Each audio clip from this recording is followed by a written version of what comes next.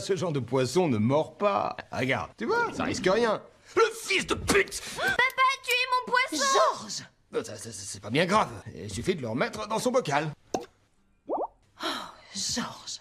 Sheldon, un jour, jouait dans le garage. Il n'a absolument pas remarqué qu'un chien était derrière lui. Quand Sheldon se retourne pour voir le chien, son cœur s'emballe brusquement. Il est submergé par une peur intense. Aidez-moi, pitié, aidez-moi!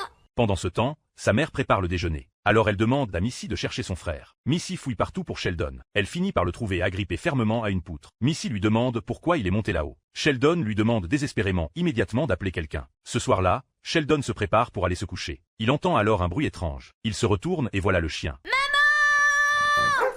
Il guette lui attentivamente. Plus tard, il découvre que ce chien est le nouveau compagnon du voisin. Son père George est complètement désorienté. Il ne comprend pas pourquoi ce chien vient toujours chez eux. Le voisin s'excuse abondamment. Sheldon comprend qu'il doit surmonter cette peur. Il se rend à la bibliothèque. Il emprunte un livre sur le surmonter ses peurs au bibliothécaire. De retour à la maison, il lit attentivement ce livre. Il réalise aussi qu'éviter ne résoudra aucun problème. Il s'habille alors avec une combinaison de protection. Il porte un casque de football. Il s'approche du chien. Il tend doucement son doigt. Il caresse délicatement la tête du chien. Une sensation douce et moelleuse vient jusqu'à ses doigts. Un sentiment d'orgueil naît en lui. Il a enfin vaincu sa peur. J'ai vaincu ma phobie.